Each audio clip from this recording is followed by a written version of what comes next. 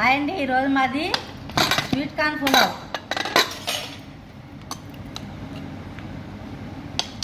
Sweet corn pulao, chicken fry మా అమ్మాయి చేసిందండి. నోరు మంచిదైతే ఊరు మంచిది అవుద్ది. ఈరోజు అండి మా భోజనం ఇదండి.